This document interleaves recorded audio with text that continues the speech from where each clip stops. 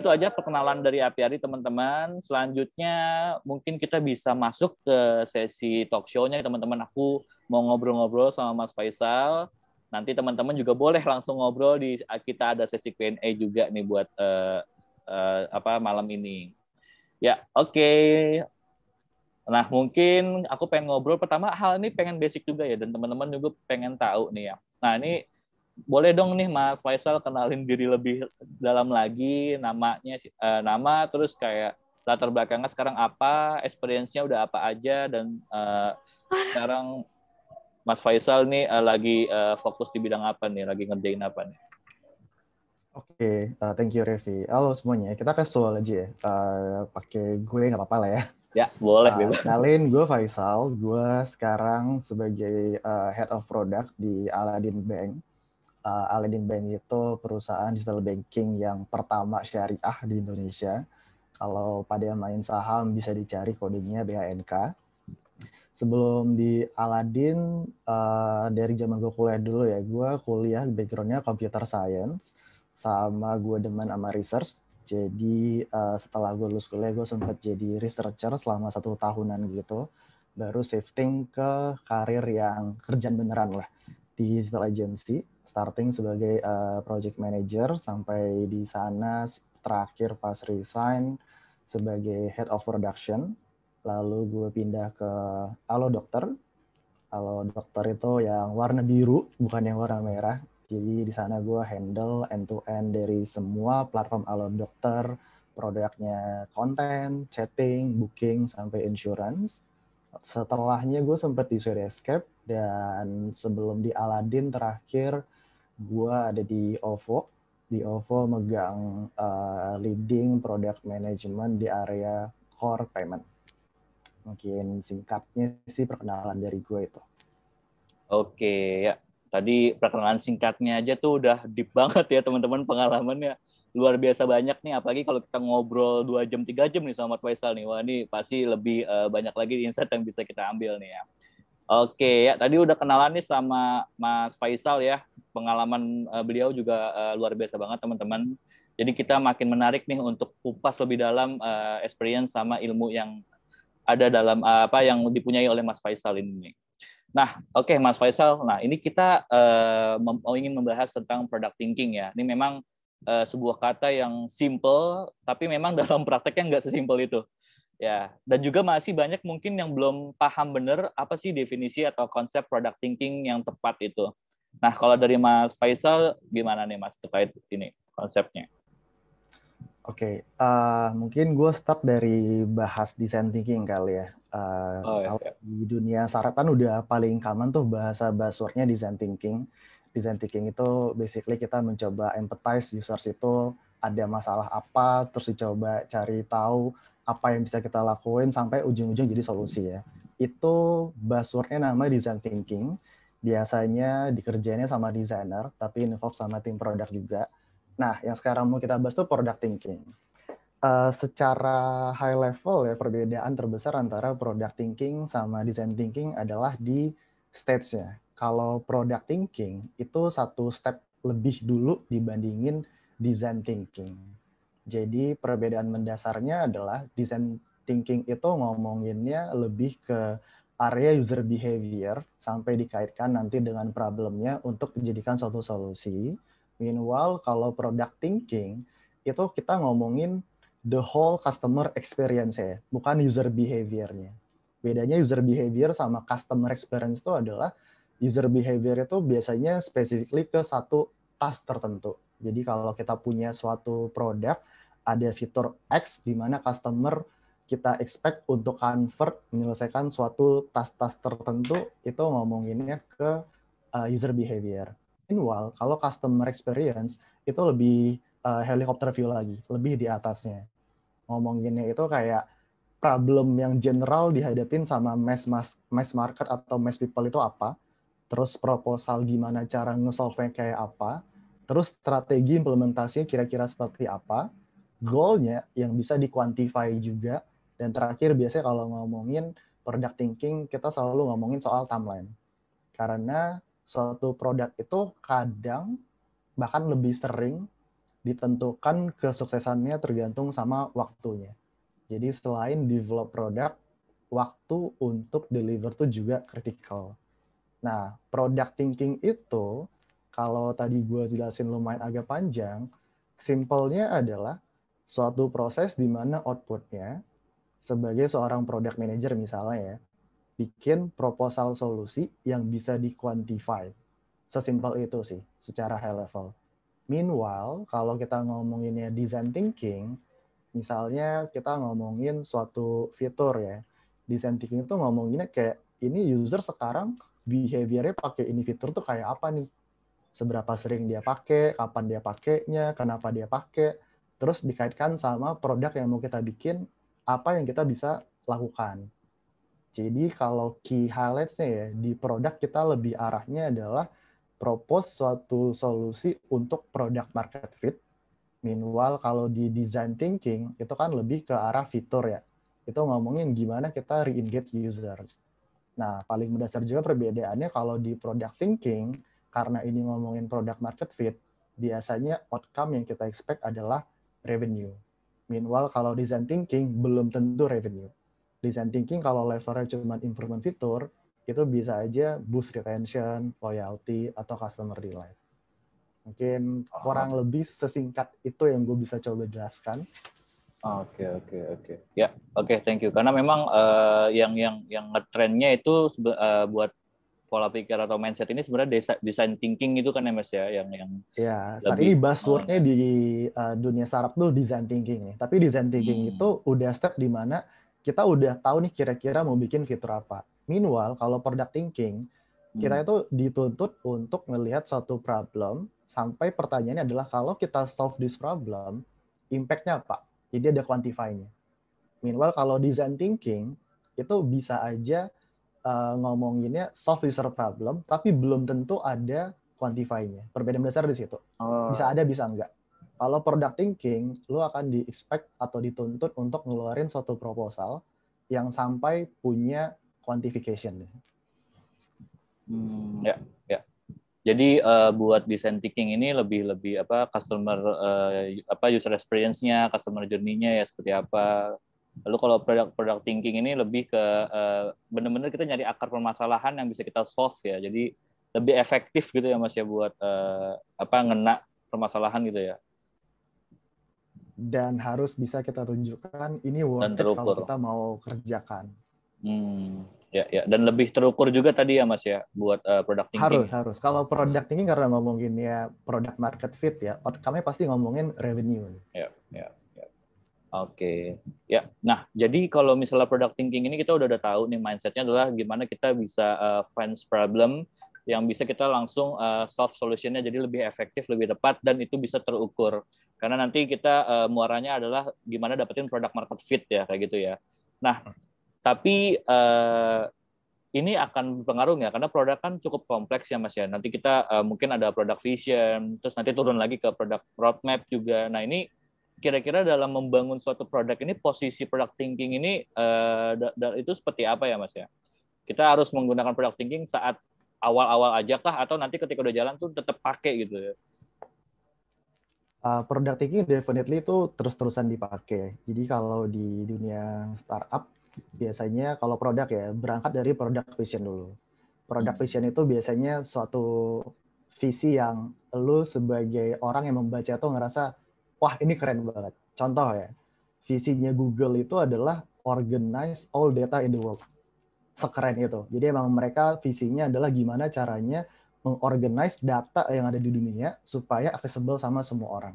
Itu visinya Google nih. Nah, produk Google ada apa aja? Nomor satu kan search engine-nya. Start dari sana. Nah, kalau ngomongin product thinking, itu ketika kita mau bikin suatu produknya. Visinya tuh something yang kayak super grand pengen kita achieve gitu. Product thinking itu sendiri di dunia startup dipakainya literally terus-terusan.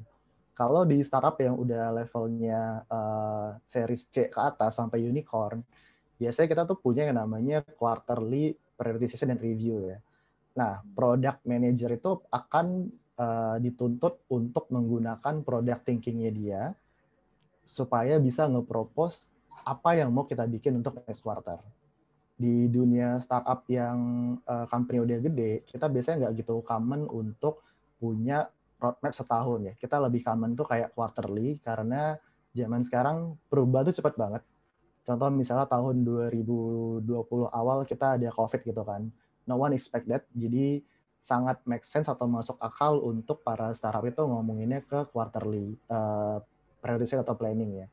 Nah, si product thinking tadi itu adalah suatu proses di mana lu sebagai product manajernya mencoba nyari problem statement, observation, sampai hipotesisnya nih. Jadi misalnya gini ya, contoh gue pakai di company gue sebelumnya deh di Allo Dokter ya. Product thinking yang kita lakukan dulu contohnya gini. Ada problem di mana kita ngelihat insurance atau asuransi itu punya banget klausa-klausa yang customer nggak ngerti. Jadi kalau lu punya insurance, lu biasanya punya kayak beberapa lembar klausa gitu lah. Lu benefitnya apa, kalau kenapa, dan berapa harga premi di akhir kan. Nah, problem yang kita lihat adalah insurance terlalu banyak klausa nih di dalamnya. Terus juga nggak ada engagement antara holder insurance sendiri dengan insurance company-nya.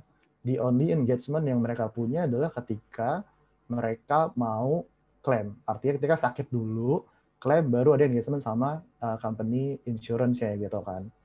Dan mungkin sekarang udah enggak ya. Dulu itu insurance cenderung kayak complicated gimana proses klaimnya. Entah itu dari si data yang perlu disubmit atau proses approval-nya yang lama gitu ya.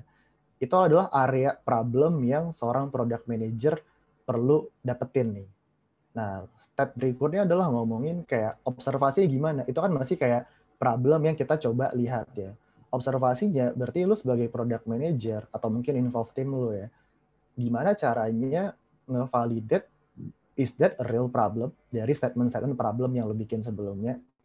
Nah, bisa lu lakuin survei bentuk kayak apapun ya. Mau survei online, nanya sama orang, bebas nih. In that case, dulu ketika gue ngelakuin survei, kita nemuin lebih dari 90% users itu ngerasa indeed klausanya insurance itu terlalu banyak dan mereka nggak ngerti. Sometimes, most of the time, users itu milih insurance karena kayak gue cuma pengen rawat jalannya 1 hari sekian juta. Dapat nih produk insurance sesuai, langsung beli. Sisanya misalnya mau kayak kacamata, rawat inap, operasi, itu mereka udah nggak bisa mikir lagi karena kalau banyak klausanya. Terus juga tadi masalah yang kita bring up adalah nggak ada engagement antara customer atau insurance holder dengan insurance company-nya. Turns out ketika kita observe adalah memang sama sekali nggak ada asuransi di lapangan yang punya engagement sama customer-nya. Kecuali ketika sakit dan klaim. Nah, itu adalah problem dan observation yang kita lihat ya. In next case adalah yang di-expect dari product manager, dari problem dan observation yang lu lakuin sendiri ya. Sometimes problem dan observation itu nggak datang dari bos lu ya. Sometimes lu yang perlu observe sendiri. Pertanyaannya adalah produk apa yang perlu kita bikin? Ini masih ngomonginnya hypothesis, kita belum ngomong development ya. Hipotesisnya adalah kalau kita bikin suatu produk yang bisa connectin antara customer dengan dokter dalam suatu package asuransi, itu akan lebih menarik bagi usersnya. Karena mereka punya direct engagement yang rutin, simply kayak mungkin chatting sama dokternya gitu ya. Terus kalau terus mereka sakit, mereka baru klaim. Jadi journey-nya itu bukan cuman hanya ketika gue sakit buka aplikasi klaim. Lalu terus yang paling kritikal adalah statement klausa asuransi yang ribet banget itu, gimana cara kita mensimplify. Ide kita di Lo Dokter itu adalah gimana cara gue punya produk asuransi yang satu kalimat dong orang ngerti. And produk yang kita propose adalah gimana caranya customer cuma perlu bayar 90.000, tapi kalau dia sakit, rawat jalannya dapat rawat inap dapat 1 juta per hari selama maksimal 30 hari. Itu adalah ide kita ketika itu. Nah, product thinking itu mencakup proses dari kayak lu findings problemnya, try to observe, sampai lu keluarin hipotesisnya. After this, ngomongin step berikutnya itu kayak lu ngelakuin research ya, eksperimen. Eksperimen itu literally kayak development. Nah, di tahap inilah baru muncul proses design thinking. mencoba nyari-nyari kan usersnya behavior-nya kayak apa dan seterusnya, testing sampai akhirnya di launching. Kira-kira gitu sih proses design thinking dan gimana cara pemakaian di suatu company. Ya, oke, baik. Jadi memang product thinking ini nggak cuman ya sesekali kita ingin build produk, tapi tadi Mas Faisal juga bilang kadang kita bisa quarterly nih ya, atau ya rutin dalam setahun beberapa kali gitu. Karena memang perubahan cepat banget ya Mas ya, customer juga sangat disruption sekali.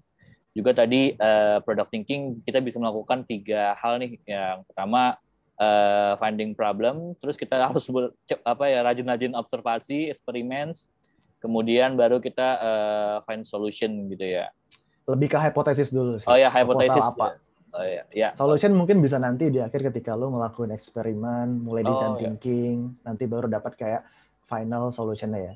Hipotesis di sini itu mungkin bisa slash solusi tapi masih yang solusi raw ya. Masih perlu direvisit gitu. Contohnya kan hipotesisnya adalah we should bikin produk yang asuransi itu satu kalimat orang ngerti gitu. Berikutnya kan pertanyaannya adalah produk kayak apa nih yang mau kita garap gitu kan. Nah, itu solusi lebih detailnya dapat dari nanti proses ke bawah sih di experimentation. Oh ya. Jadi di hipotesis ini nanti juga kita masih brainstorming dulu ya Mas ya dengan stakeholder nggak ya? Atau kita gimana tuh ketika udah nemuin hipotesis bisa kita mutusin ini yang kita kerjakan tuh seperti apa Mas ya? Oke, pas kita udah sampai di tahap hipotesis, itu kan lebih kayak arah proposal ya, draft solusinya kayak apa. Nanti yang bakal di-challenge sama stakeholder adalah, terus kalau kita ngelakuin ini, apa nih benefitnya buat kita? Apa impact-nya? Ketika mereka udah ngeliat, dengan kita ngelakuin ini ada potensi impact-nya misalnya XX dollars gitu ya, baru akan lanjut ke tahap eksperimen. Kita nggak akan mungkin allocate resource tanpa kita tahu dulu di depan impact-nya apa. Oke. Jadi ada proyeksi resiko dulu di sini ya Mas ya. Kita bisa Kalau di startup mungkin kita ngomongin risiko ya. Kita proyeksi revenue lah. gitu. Resiko tuh udah pasti ada di startup. Kita lebih happy bahasnya potensi yang kita bisa gain ya. Resiko definitely ada. Setiap produk nggak mungkin take off ya. Ada aja produk yang gagal. Tapi kita selalu ngambil angle-nya, if we solve this, we expect bakal dapatnya sekian revenue gitu. Alright. Nyari alternatif terbaik nih, revenue-nya bisa yang apa gitu alternatifnya ya, dari potensi-potensi yang ada ya. Jadi itu yang implementasiin. Oke. Nah, tadi kompleks banget tuh tentang product thinking, ternyata end-to-end-nya kompleks banget.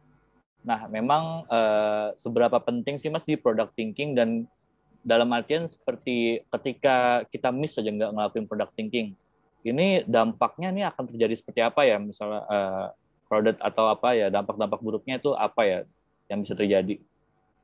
Oke, gue ambil angle product thinking itu penting dari 2 angle ya. Satu buat company, satu buat personalnya. Sebagai product manager, kenapa lu penting buat bisa nguasain product thinking? Buat company dulu. Product thinking itu penting dipunyai oleh masing-masing product manager at least, supaya as a company kita tahu nih pengen develop apa dan kenapa kita pengen develop itu. Artinya lu harus punya problem yang jelas, observasi yang jelas, dan juga quantify impact yang jelas sebelum kita design untuk melakukan investment, resource, maupun marketing dan segala halnya di produk itu. Nah, itu sebenarnya lumayan menjawab kenapa ini penting ya. Artinya, tanpa ada product thinking yang proper, bisa jadi proposal produk yang lu pengen develop, itu nggak bakal take off di market. In that case, artinya semua investment lu dari sisi resource, marketing, itu akan wasted. Kita akan sangat menghindari yang namanya wasted effort di startup. Karena startup itu punya cycle-nya gitu. The reason why Gojek, Tokopedia itu raise fund, bukan buat keren-kerenan bakar duit ya. Tapi mereka tuh pengen beli seberapa cepat mereka bisa menjadi next level gitu. Dengan mereka misalnya dapat kayak 1 triliun, mereka bisa invest di resource, di marketing, dan mereka bisa dapat misalnya kayak 20 juta users. Dari 20 juta nanti akan loyal misalnya 5 juta users gitu ya. Itu yang mereka buy dengan investment dari para investor ya.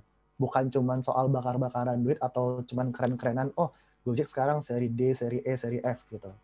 Jadi the real reason kenapa product thinking penting, selain buat menjadi driver kita harus bikin apa dan why we have to do that, juga make sure kita nggak wasted any effort ke suatu hal yang nggak penting. dari sisi company ya. Kalau dari sisi personal, ketika seorang product manager udah ngerasain product thinking, basically lu tuh udah ready untuk solve almost every problem gitu. Karena in daily basis, proses yang lu lakuin adalah try to identify ada problem apa yang di lapangan, terus lu observe sampai ngeluarin hypothesis. Itu akan lu lakuin almost in daily basis kan. In that case, ketika lu udah nguasain itu, chance lu buat jadi kayak startup founder itu gede banget. Dan gue sering bilang di tempat lain juga, the biggest advantage as a product manager adalah ketika lu dinilai sama orang lain atau mungkin level di atas lu product manager yang bagus, mereka tuh menilai lu sebagai problem solver. Artinya, lu itu kayak bisa ditempatin di berbagai bidang karir sih.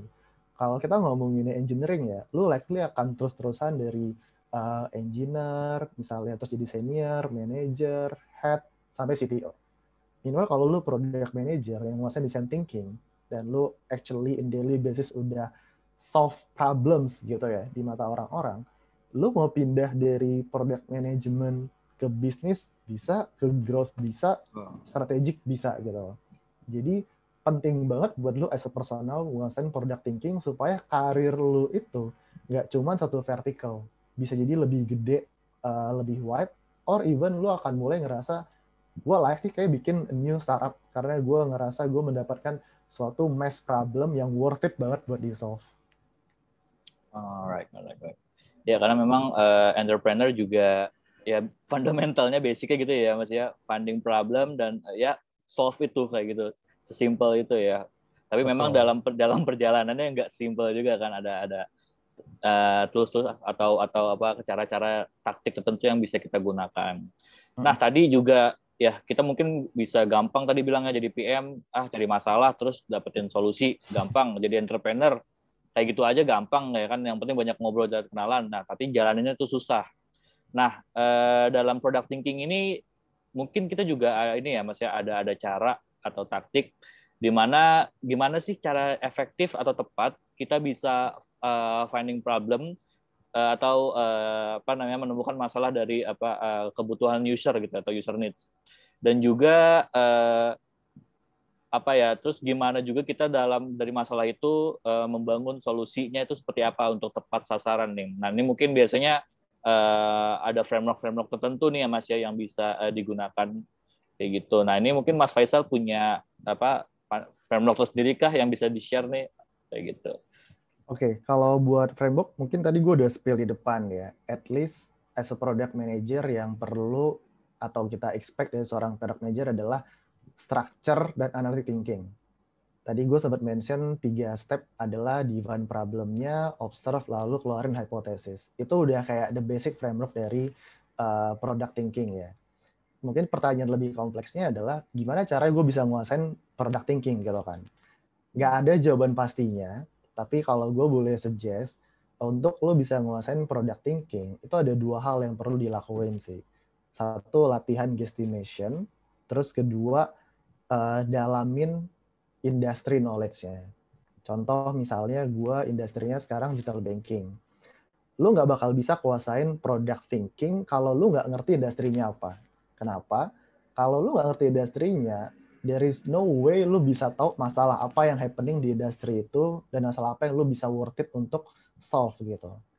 Itu yang paling kritikal ya. Nah yang kedua itu guesstimation. Guesstimation ini istilah kita di product management ketika misalnya gue interview orang gitu ya. Bisa kita ngeluarin kayak pertanyaan-pertanyaan yang nggak ada jawaban pastinya. Whatever it is ya. Contoh misalnya kayak sekarang lu tinggal di desa gitu ya. Lu ada punya toko buku, revenue-nya sekarang 100 juta setahun. Lu di-challenge untuk gimana caranya bikin revenue lu naik 500 juta dalam waktu 6 bulan gitu. Itu kan nggak ada jawaban pastinya ya. Tapi apa yang mau kita nilai adalah thinking proses lu untuk ngeluarin suatu solusi gimana. Contoh tadi pertanyaan tadi ya, lu punya revenue 100 juta, mau naikin 500 juta. Pertanyaan basicnya adalah kan ada 100 juta masalah nggak nih? Apakah benar di situ ada potensi di lingkungan desa lu ya, 500 juta? Kalau misalnya nggak ada, berarti kan lu nggak bisa dapetin 500 juta dalam 6 bulan di desa itu. Artinya lu mesti expand gitu kan. That kind of scenario kita pengen dapat jawaban dari product manager kita kayak interview ya. Atau contoh lainnya kayak imagine lu lagi di helikopter gitu ya. Berapa jumlah mobil yang ada di jalan Jakarta sekarang gitu loh. Kita bukan mencari jumlah exact numbers-nya ya, tapi kita ngeliat thinking prosesnya lu. Contoh kayak mobil mungkin jawabannya adalah Jakarta itu punya ruas jalan sekian, kira-kira luasnya adalah sama dengan X gitu kan. Lalu dari X itu lu ngelihat, oh Jakarta padat banget nih. Satu area jalan itu mungkin bisa dapat 10 mobil. Terus lu kalikan, tambahin atribut seterusnya. Nah, itu yang namanya guesstimation. Jadi supaya lu bisa beneran nguasain product thinking, tadi kan udah tahu nih stepnya problem, observe, sama hipotesis ya. Lu perlu banget mendalami industry knowledge dan juga coba latihan guesstimation. Itu penting banget untuk bisa menstructurize cara pola pikirnya lu. Dan juga ngelatih seberapa analytical proses berpikirnya lu sih.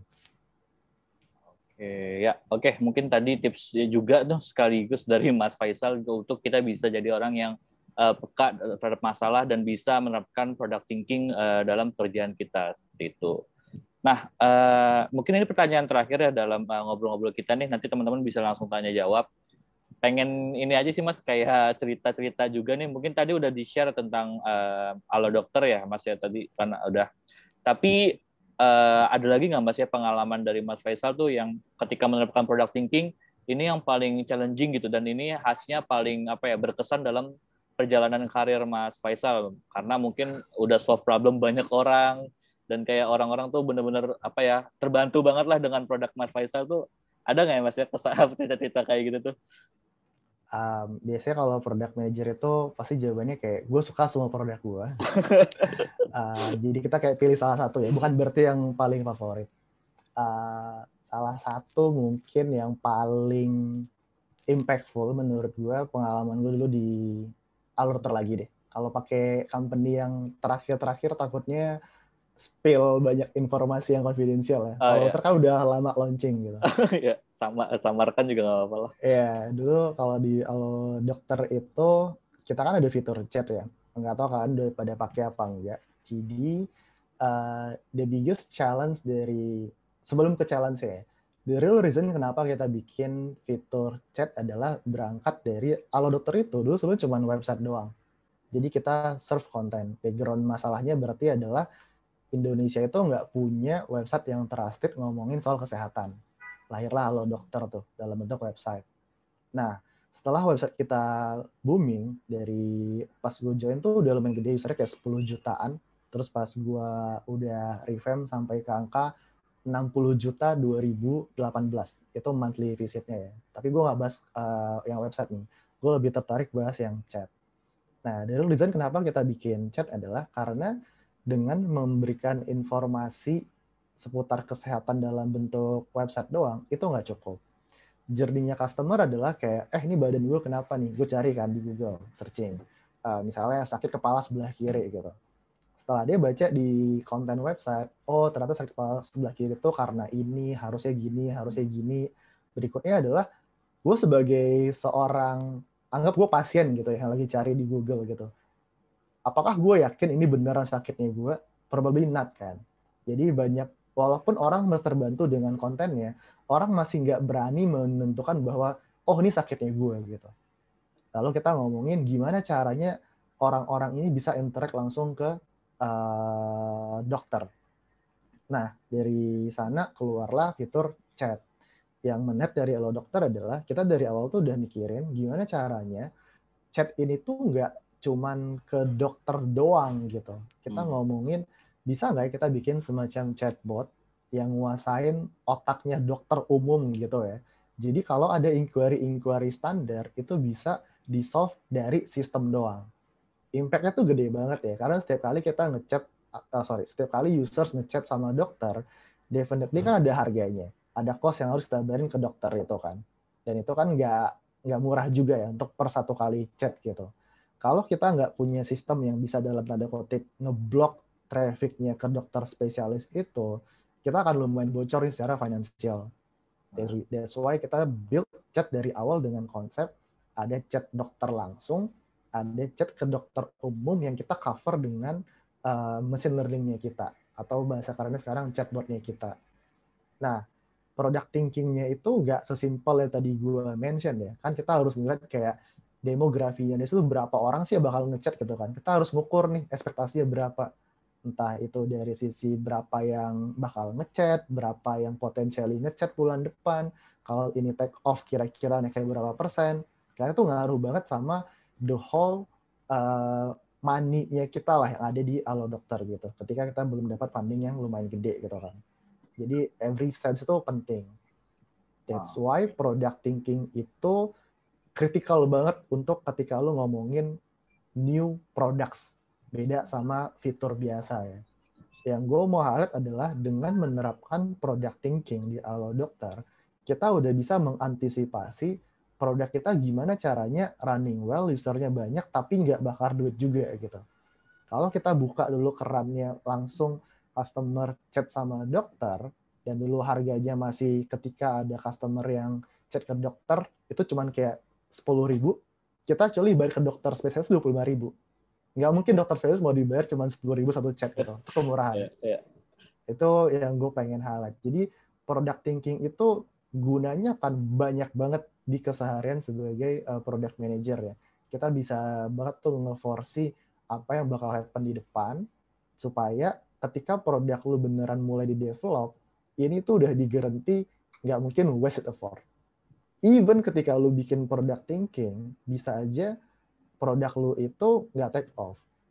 Ada banyak faktor ya, entah kompetitor lu terlalu gede bakar duitnya, timing launching lu nggak pas, go to market lu salah strateginya, tapi si produknya sendiri, itu lu udah bisa garansi bahwa this is the real product yang bakal solve user problem and impactful ke company-nya kita.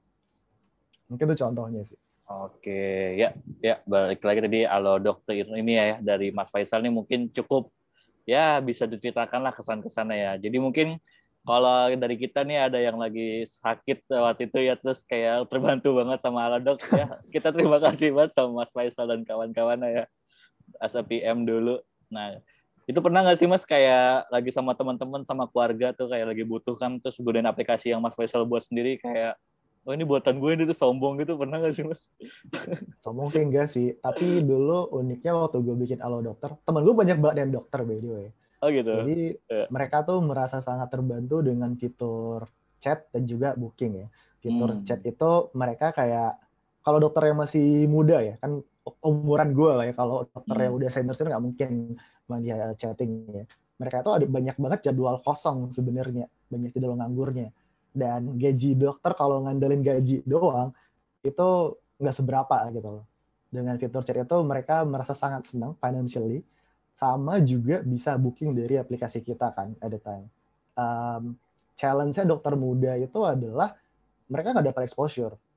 Karena kalau lu ke satu kota gitu ya, lu sakit tulang gitu, pasti mak bapak lu, tetangga lu ngomong satu dokter doang gitu loh. Nah, dokter-dokter muda itu bisa banget masukin exposure-nya dari website dan aplikasinya kita. Daripada end users ya, gue lebih sering dapat kayak komplimen dari teman-teman gue yang dokter. Karena kalau end users itu, karena circle-nya gue dokter gitu ya, temen gue tuh nanyanya langsung chat temen gue, bukan chat dari aplikasi dokter ya. Iya. Itu circle-nya gue. Tapi in reality, Halo Dokter itu 2018 ya, sekarang pasti udah gede banget. 2018, kita tuh sehari ada 30.000 users yang ngechat. Wow. Sehari. Berarti sebulannya lu bisa, tuh rata-rata minimal tuh. Ada peak-nya bisa nyampe 600.000. Jadi sebulan lu kayak dapat 10 juta chatting itu kayak easy banget at the time. Jadi memang demand-nya setinggi itu. Oke. Ya memang ya berbagai product manager juga ya banyak yang bilang sih ya, nggak semuanya, tapi kayak pekerjaan paling membahagiakan di PM tuh ya salah satunya ketika produk yang kita build sendiri itu benar-benar impactful banget buat orang-orang, dan orang-orang tuh banyak terima kasih ke kita kayak gitu karena adanya fitur yang kita buat. Ya, so itu keren banget sih Mas Faisal. Jadi kita membantu nggak cuman ini ya user, pasien atau masyarakat yang membutuhkan, tapi ternyata memang dokter-dokter pun punya masalah yang bisa tersolve dengan adanya aplikasi atau platform seperti Halo Dokter itu. Oke, wow, keren banget nih Mas Faisal ya. Oke, ya berikutnya teman-teman nih kita nggak selesai sampai di sini, kita masih ada ngobrol-ngobrol lebih lanjut sama Mas Faisal. So, jadi teman-teman kalau ada yang mau bertanya, diskusi, atau mau ngasih opininya juga boleh ya Mas Faisal ya. Dengan silakan drop di chat, fitur chat yang ada di fitur Zoom. Teman-teman boleh drop pertanyaannya. Kemudian kalau misalnya ada yang mau ngomong langsung, nanya langsung boleh ya. Nanti tinggal open videonya, tapi sebelum itu seperti biasa, raise hand terlebih dahulu ya. Oke, nah sebelum kita lanjut ke Q&A teman-teman, dari Apiari kita punya suatu program nih yang ini mungkin bisa bermanfaat untuk teman-teman semua, yaitu kita punya Apiari Career Network. Nah, ini seperti apa nih programnya teman-teman bisa kita lihat. Oke, nah ini mungkin teman-teman yang saat ini students atau fresh graduate, atau mungkin sekarang bukan PM tapi interest untuk switch karir sebagai PM, maupun sekarang juga PM tapi pengen pindah kerjaan nih, tempat baru. Nah, ini cocok banget buat teman-teman untuk gabung di program Apiari Academy Network. Di sini teman-teman akan dapat banyak hal ya, mulai dari update lowongan kerja terbaru di bidang produk. Lalu kita juga akan ada webinar gratis seperti ini setiap minggu dari pakar-pakar produk di Indonesia, salah satunya Mas Faisal yang udah hadir pada malam hari ini ya. Dan juga dengan Academy Career Network ini, kita akan langsung ya teman-teman ini untuk bisa masuk ke SR-SR dari berbagai hiring partner kita. Nah, ini ada banyak ya. Ada Tunaiku, Muladin, Shopee, 99.co, Sayurbox, Fries, dan Mekari. Ya, teman-teman, jadi silakan untuk bisa langsung ikut dengan join di link berikut nih ya. Mungkin teman-teman panitia Apiari juga bisa langsung bantu share di chat ya, biar nanti teman-teman bisa langsung klik dengan mudah. Oke, nah semoga dengan adanya program ini kita Apiari selain menciptakan talenta-talenta digital, kita juga menghubungkan talenta digital di Indonesia dengan berbagai startup ternama agar kita bisa menciptakan ekosistem produk yang lebih baik lagi untuk kontribusi di Indonesia. Oke. Ya, oke. Kita boleh nih langsung ke sesi Q&A ya. Wow. Ini lumayan panjang ya dari Mas Iqbal, tapi wah ini keren banget nih, kayak curhatan hati yang paling dalam nih Mas Faisal ya. Tapi oke, ya, gue baca dulu. Coba, oke. Ini saya baca juga ya Mas, yang mungkin biar teman-teman lain bisa dengar ya. Boleh. Oke. How do you state your potential market share to high level? Nah, saat ini Mas Faisal itu baru di text define problem and observation. Sebelum hipotesis, does problem statement would make this dollars. Ya, oke. You already said pakai guesstimate ya. But again, how do you get to pi numbers? Does XX%, how do you assume the number based on user behavior? Tapi problemnya sometimes ada beberapa produk yang belum ada nih sebelumnya, dan nggak ada itu kayak user behavior-nya untuk produk yang mau di-propose. Contoh, initial ID of Gojek mungkin ya. Nah, oke. Karena sebelumnya ngetrennya kan pakai mobil like Uber dan sebagainya. Nah, karena kalau ngomongin market size ya, nah problem yang pas buat Usoft itu biasanya ngomongin raw data and based on industrial observation by consultant atau by internal researcher. Jadi itu mungkin relatif lebih mudah didapetin. Oke, ya ini mungkin sharing-sharing dari Mas Iqbal juga ya buat bisa discuss sama Mas Faisal nih. Oke, ya mungkin bisa langsung dijawab nih Mas Faisal. Ya, oke. Thank you Iqbal pertanyaannya. Kalau main question-nya adalah gimana cara dapetin angka yang paling masuk akal mungkin bahasanya ya. Maksud lu high level ini yang kayak paling convincing ya. Gak akan ada angka yang benar-benar mewakili angka sebenarnya. Literally kalau kita ngomongin potential market size dari sisi apa yang mau kita tap in di suatu industri ya, itu asumsinya kita. Kita selalu ngomonginnya potensi. Contoh misalnya gue ambil, jangan OVO, Alloter lagi deh. Kalau gue agak tahu kalau company terakhir konfidensial, kalau kan udah launching semua produknya. Halo dokter nih, tadi kita ngomongin Alloter itu kan ada banyak fitur. Pertama salah satunya adalah insurance. Tadi gue garap kayak gimana caranya kita nge-solve masalah users yang banyak banget nih nggak ngerti tuh kalau saya insurance apa. Terus nggak engaging juga aplikasinya gitu kan. Mungkin kalau relevannya sama pertanyaan Iqbal adalah gimana cara dulu gue dapetin numbers supaya numbersnya itu bener-bener kayak bisa meyakinkan para stakeholder untuk go for it. Kira-kira mungkin itu ya kalau gue persingkat dari the whole point-nya Iqbal. sebelum gue sampai ke numbers yang paling detail, the real reason kenapa gue dulu sama CEO gue di Allo Dokter pengen garap insurance adalah insurance itu adalah suatu industri yang di Indonesia nggak ke-tap in dengan baik lah menurut kita. Kenapa? Karena data 2017 yang kita punya, cuman 1,2% Indonesia yang punya insurance. Lo bayangin Indonesia tuh punya 300 juta demografinya ya, ada orangnya. Nanti kita pecah-pecah angkanya menjadi mana yang at least dia itu consider insurance dan juga kayak punya buying power gitu untuk pakai insurance.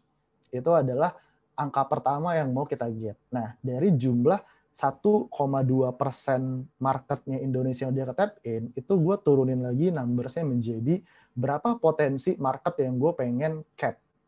Jadi kayak gue sebagai dokter pengen berapa persen dari the whole potensinya nih. Contoh ya, anggap ya kita pakai asumsi angka nggak pas aja biar nggak terlalu spoiler. Assume Indonesia tuh punya 100 juta customer yang layak atau bisa mampu pakai insurance gitu kan. Baru TP-nya kayak 1,2 juta, cuma 1,2% at the time. Pertanyaannya adalah, dokter pengen TP-nya berapa? Kita nggak ambisius banget ya. Kita cuma pengen tap-in at the time adalah 3%. Jadi kayak kita pengen dapetin dalam 3 tahun bahkan dulu plannya ya, gimana cara dapetin 3 juta customer yang on board as a insurance user-nya kita. Nah, problem paling gedenya adalah produk apa yang seksi enough buat 3 juta orang ini beli di Allo Dokter. Baru kita jahitin tuh benangnya. Oh, dari potensi 3 juta customer ini, kita ngelihat segmennya adalah mungkin anak-anak yang habis lulus kuliah, belum ngerti asuransi, dan juga nggak dapat asuransi kantor gitu. Itu segmen pertamanya. Segmen keduanya adalah orang-orang yang punya asuransi, tapi rawat inapnya itu nggak seberapa nih backup-annya. Jadi exercise data ini tuh nggak cuman kayak 1-2 atribut yang kita pasangin, Iqbal. Lo literally perlu tahu industrinya untuk bisa come up dengan atribut-atribut yang make sense untuk lo exercise. Nah, at the time, gue nggak bisa bilang exact numbers dollarsnya berapa. We see kalau kita bikin ini produk insurance, NPL kita tuh akan otomatis tuh jadi plus. Karena di konten itu kita kan mainnya dari iklannya klien gitu ya.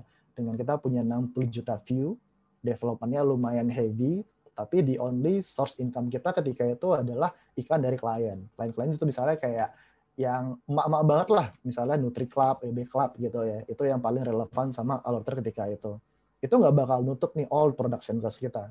Jadi cara meyakinkan stakeholder untuk tahu bahwa ini adalah produk yang potentially kita bisa garap, definitely perlu ngerti industri landscape-nya, terus lu bikin sendiri potentially mana yang lu akan tap in, dari angka itu baru keluar kayak inilah final produknya dalam 3 bulan kita bisa achieve berapa dolar, 6 bulan berapa dolar.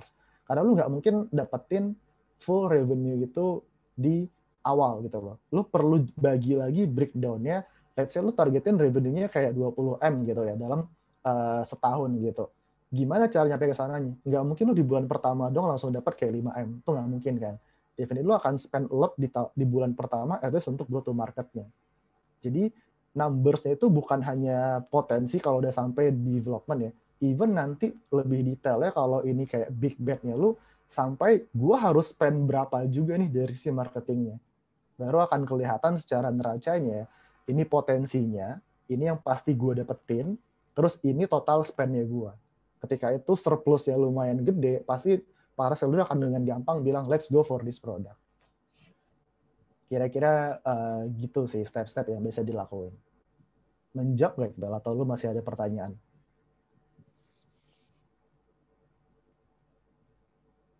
Oke, ini ada feedback nih Mas Faisal nih ya, dari Iqbal tadi. Iqbal di mana? Ya. Chatnya gue belum nemu Iqbal. Ya, ini berarti tugas kita di awal nih, Guys Time, itu berapa sih kira-kira market yang kita capable untuk cap-nya ya? Masalah itu achieve apa enggak, nanti bisa mungkin adjustment di OKR ya, sama high level. Atau malah bisa ngejar itu by market penetration, bareng-bareng sama tim marketing, BD, PR, dan lain-lain ya. Kayak gitu. Nah, ini mungkin make clear aja sih. Gue tambahin dikit. Sebelum sampai ke marketing budget dan kawan-kawan, ketika lu bikin proyeksi guesstimasi ya, berapa potentially market yang lu tap in, lu literally harus ngeambil market yang lu rasa pasti akan dapat. Contoh ya, tadi kan di Loto kita ngomongin potensi 100 juta nih. 100 juta loh potensinya. Lu kan bisa aja ngetapin kayak 20%, bisa aja kan. Tapi kita nggak ngeliat itu bakal happening. Jadi kita pakai angka yang wajar adalah misalnya di angka 3% dari market. Kita angka 3 juta. As far as I know, Allodoter itu sekarang hampir achieve angka itulah. Bahkan belum sampai 5 tahun gitu kan. Nah, jadi angka di depan itu hanya pure the real users atau the real potensi yang lu bisa dapetin. Nanti ngomongin kayak gimana cara kita make sure bahwa angka per bulannya misalnya kayak 200.000 users gitu ya. Itu baru kita ngomonginnya sama PR, marketing, dan lain-lain. Karena yang mau kita achieve adalah numbers-nya dalam setahun misal dapat 3 juta gitu ya. Per bulannya akan di breakdown. Kira-kira akan kayak gitu sih biasanya cara kita di startup. Oke, ya. Semoga menjawab ya dari Mas Iqbal tadi ya. Thank you atas pertanyaannya dan sharing-sharingnya ya. Kemudian kita lanjut ke pertanyaan dari Rivo Biva ya. Ya. Gua nggak bisa kecap nih chatnya yang mana. Oh, masa sih? Coba. Rivo, siapa namanya? Oh ya, oke. Ini agak tenggelam sih tadi. Oke. Itu yang 748 deh menitnya. Oh, sedetail itu ya Mas ya. Oke. Oke, nah dari Rivo Biva nih, saya masih baru di product management ya, di insurance industry nih Mas Faisal. Oh, menarik nih. Dan mungkin ini pertanyaan awam ya, oke. Dan dari pengalaman saya di PM di sana, sepertinya tidak fokus untuk membuat atau develop produk. Karena itu wewenang underwriter yang lebih menguasai industri. Namun lebih kepada memanage agar sesuai aturan, struktur, dan sebagainya. Ini lebih formal sepertinya ya, birokratis banget. Nah, apakah hal ini wajar nih ya? Selain asuransi, kira-kira ada lagi nggak ya industri yang seperti ini? Gue nggak tahu exactly lu di perusahaan kayak apa ya. Kalau kita ngomonginnya digital startup, ini nggak common sih. Biasanya suatu digital startup itu justru drivernya dari sisi produknya. Produk sama tim bisnis itu akan kayak konco banget nih di startup. Kalau di OVO contohnya ya, kita punya berbagai orang yang namanya itu kita role-nya adalah business owner. Jadi produk sama business owner itu kerja bareng untuk mengidentify potensi market apa yang pengen kita tap in baru bikin produknya. Kalau dari penjelasan lu kan kayak ini orang-orang kayak mungkin udah bikin kira-kira produk kayak apa, terus perlu di manage cuman kayak aturan-aturan doang kan. Menurut gue sih ini nggak common kalau kita scope-nya adalah digital startup ya. Kalau ini perusahaannya bukan digital, mungkin ini common deh. Tapi itu bukan expertise ya gue sih. Oke. Ya. Mungkin ada feedback nih dari Mas Rivo Biva. Boleh sharing-sharing lagi juga. Silakan ya, Mas ya. Coba di-unmute dulu aja Rivo-nya. Apa ada komen? Mungkin dia bisa cerita lebih detail pertanyaan. Ini kan dari bacaan doang. Takutnya kita berdua assume doang. Ya, boleh nih, boleh banget Mas Rivo. Mungkin mau open mic nih buat cerita atau sharing langsung kalau memungkinkan. Iya, terima kasih Mas Faisal. Betul begitu, karena kan di asuransi yang tadi Mas Faisal ngomong, klausulnya banyak banget dan sebagainya, ya itu memang seperti itu. Jadi jatuhnya kayak nggak semua orang bisa paham asuransi, jadi itu tidak diberikan wewenang ke kami gitu. Ya, itu jadi mungkin karena itu ya kita jadi nggak bisa langsung mendevelop, nggak bisa langsung buat sesuatu gitu kan, karena mungkin butuh yang lebih expertise gitu. Mungkin seperti itu Mas ya. Iya. Tapi kalau di dunia produk ya, biasanya kita nggak bikin produk sampai product and business owner atau business director-nya itu udah align dengan potensi marketnya sih. Itu yang kita lihat juga sekarang itu salah banget di perusahaan asuransi ya. Kayak mereka keep produce produk yang orang-orang nggak paham apa. Ketika bandingin juga suffer gitu loh. Dulu insight yang gue dapat juga seorang user itu bisa makan bisa 2 bulan loh untuk menentukan dia pengen insurance yang mana gitu. Karena memang dia bandingin beda asuransi, beda produk. Per asuransi, produknya punya variasi banyak gitu. Definitely kita nggak akan mau orang menentukan mau pilih asuransi dalam 2 bulan. Itu kan waste time banget sih. Betul. Terima kasih, Mas. Yuk, sama-sama. Oke, ya berikutnya nih Mas ada yang raise hand nih ya. Tapi sebelumnya saya mau ingatkan kembali teman-teman boleh ya memberikan feedbacknya di link yang sudah dibagikan di chatroom agar dari Apiari terus memberikan pelayanan terbaik nih untuk improve bagi kebutuhan untuk teman-teman semuanya. Ya, oke. Mungkin untuk Mas Arif Arinto ya, sudah raise hand. Mungkin silakan Mas untuk open Oh mic-nya. ya, terima kasih. Selamat malam, salam sehat untuk semuanya. Terima kasih sharingnya Mas Faisal sama Mas Revi yang udah mandu. Saya Arif Arinto dari PT Teknologi Kartu Indonesia. Saya mau share pengalaman aja terkait produk. Nanti dari pengalaman ini tolong dikasih masukan ya Mas Faisal. Jadi kami PT Teknologi Kartu Indonesia punya produk kartu untuk pelajar. Kemudian kartu itu untuk absen, kemudian transaksi di kantin dan lain-lain. Kemudian ada fitur yang kedua yaitu pembayaran SPP. Kartu tadi terhubung dengan handphone orang tua. Nah, kemarin saya sempat berpikir karena udah punya 300 sekolah yang join, kurang lebih 300.000 user. Jadi kepikiran untuk bikin LMS, Learning Management System. Wah ini asik nih, punya 300.000 user pelajar, kayaknya mereka butuh nih pas pandemi gitu. Nah, setahun saya kembangin, kemudian ada temen cerita, Mas, ini kenapa ya kok Tokopedia scale up produknya itu horizontal, jadi diperbanyak. Dia kan sebenarnya marketplace. Kenapa ada tiket pesawat, ada hotel, ada pay letter, ada macam-macam gitu. Nah, ini beda banget nih dengan si Amazon. Dia marketplace juga, tapi scale up dia vertikal. Jadi lebih ke kalau ada yang jualan bagus di situ, diakuisisi si yang jualan tadi. Kemudian dia ngembangin gudang yang gudangnya ini ada AI-nya, ada robotnya dan lain-lain. Jadi dia nggak sampai melebar kemana-mana, dia hanya all about marketplace. Makanya bisa jadi perusahaan kelas dunia. Nah, dulu Gojek juga pernah gitu sampai Go Massage, Go Clean, dan akhirnya juga di drop juga karena itu mungkin salah satu strategi mereka untuk dapetin biar customer tuh semakin susah move on gitu. Jadi dibikin horizontal. Padahal sebenarnya dengan scale up itu dengan vertikal itu bisa juga nusuk lebih dalam yang orang akhirnya nggak bisa keluar gitu. Akhirnya udah tergantung. Nah, karena dia cerita gitu, akhirnya LMS yang setahun udah dikembangkan oleh 5 orang, akhirnya nggak jadi di launching. Akhirnya kami fokus saja ke kartunya kami optimize, kemudian SPP-nya yang selama ini manage revenue-nya hanya sampai SPP yang mentah, akhirnya kami berencana untuk ke keuangan sih. Nah itu mungkin pengalaman yang saya share. Kemudian dulu sih sempat malah kartunya dipakai di tempat wisata juga, kemudian ada yang minta ke rumah sakit dan lain-lain. Akhirnya ya melebar kemana-mana. Tapi sekarang udah kembali lagi sih, udah ke jalan yang lurus. Nah ini mohon komennya terkait pengalaman pribadi ini. Terima kasih Mas Faisal. Thank you. Gue start dari bandingin Tokopedia sama Amazon ya. Yang jelas suatu company itu akan ngejar revenue yang paling banyak. Itu mindset utama suatu company ya. Namanya company itu kan bisnis gimana produce more money buat company. Cara company produce money-nya itu bisa beda.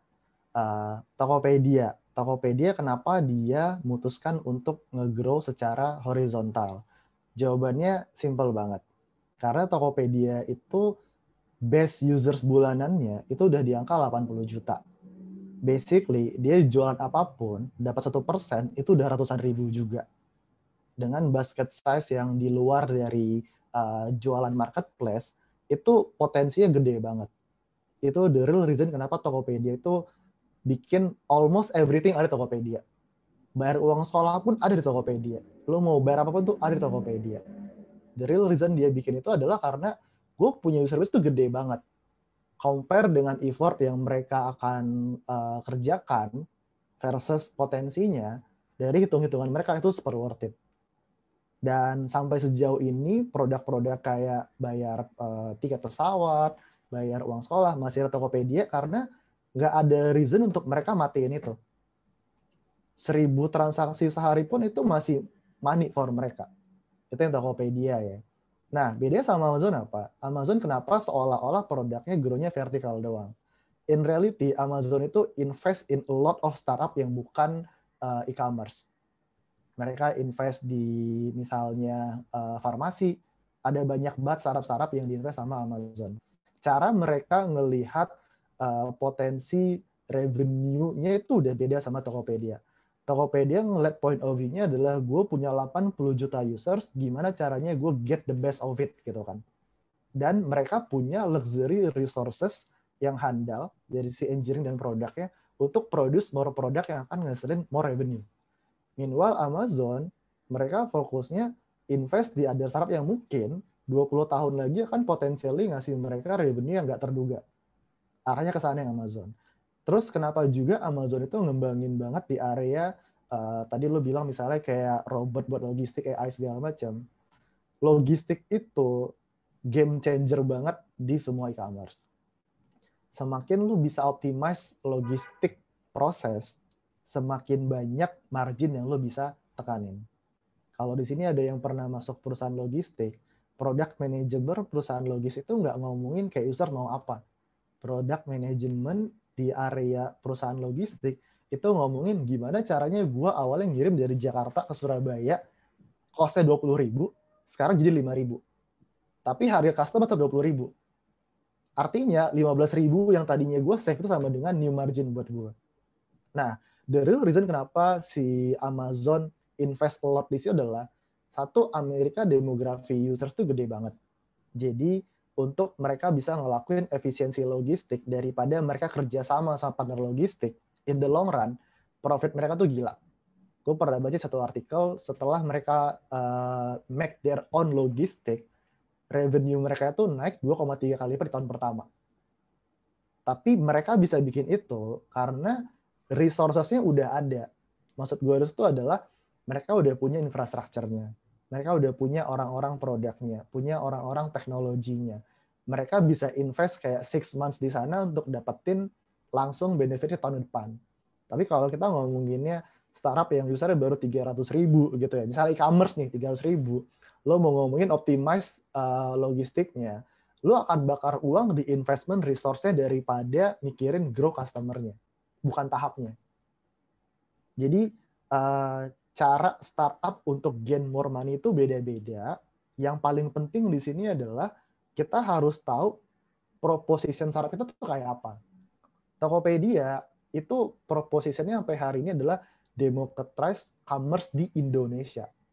Amazon itu levelnya tuh nggak Indonesia nggak Amerika doang. Mereka ngomongnya tuh udah worldwide. Jadi the way mereka produce atau develop produk itu akan completely different dengan yang ada di Indonesia. Nah, kalau balik ke pengalaman lo ya, ada COVID nih, terus pengen bikin LMS. LMS itu definitely bagus ketika zamannya pandemi gini ya, pada work from home. Tapi salah satu key factor dari suatu produk itu bisa take off adalah timeline. Dengan lu allocate 5 orang LMS, itu bakal jadinya kapan gitu loh. Sebelum lu ngedevelop itu, atau nanti serupa di kemudian hari ya, gue sangat suggest di bagian product thinking process di depan, ketika lu ngomongin, oh gue punya ide LMS nih, lu PD-nya kapan nih bakal launching? Terus kalau udah ngomongin launching misalnya, oh gue bisa launching 6 bulan, pandemi prediksi lu misalnya 2 tahun gitu kan. Dalam 6 bulan setelah launching, terus dalam 1 tahun setelah lu udah punya base users, ekspektasi numbers lu berapa? Lu tadi sempat mention ya, angka users yang lu punya itu 300.000, which is good ya. Dengan lu bikin LMS, misal dapat 100.000 customer, what would you do with that customer? Lu bakal charge kah? Lu bakal bikin loyalty member kah? Itunya harus jelas dulu nih. Jadi breakdown, lu invest berapa lama, sama potensi yang lu dapatkan, dan segmen yang pasti akan beli atau bayar produk lu, itu perlu diperjelas di awal sebelum lu develop. Yang gue rasa missing dari proyek itu tadi adalah lu udah start developing stuff tapi belum tahu ini akan di launchingnya kapan dan gimana revenue modelnya. Itu kalau gue pribadi akan sangat menghindari sih. Salah satu key factor yang bikin product payoff itu adalah timing. Dengan lu tadi mention bikinnya setahun, revenue itu telat sih. Startup di luar sana tuh udah banyak yang ngomonginnya LMS, mereka bisa bikin something yang lu bikin dalam waktu kurang dari setahun. Lu perlu juga ngelihat vertical dan horizontal kompetitor lu kayak apa. Akan sangat disayangkan kalau lu start developing something, tapi lu belum assess dari atas, kiri, kanan, bawahnya gitu sih. Paling itu yang gue bisa komen. Terima kasih Mas Faisal. Tadi kalau yang Tokopedia karena kolamnya udah jadi ya, jadi mau jualan apa aja pasti ada yang makan. Dan mereka punya luxury resource ya. Ini penting buat di highlight. Lo tadi mention LMS yang lebih itu ada 5 orang gitu, makanya jadinya kayak setahun. Kalau Tokopedia bikin LMS mungkin 2 bulan jadi gitu kan. Iya.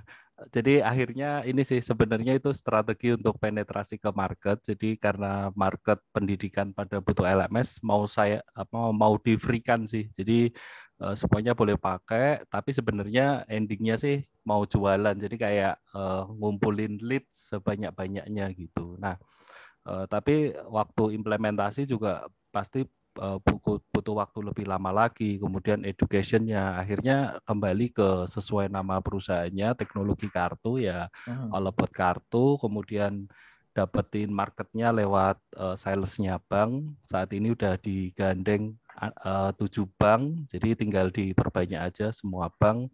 Kalau lewat bank daerah lebih enak lagi, bisa masuk ke sekolah negeri. Karena kepala sekolah gajinya kan lewat bank daerah, kemudian pinjemnya juga lewat bank daerah. Jadi sekarang strateginya lagi deketin semua bank daerah. Mungkin gitu Mas Faisal, terima kasih banyak tadi.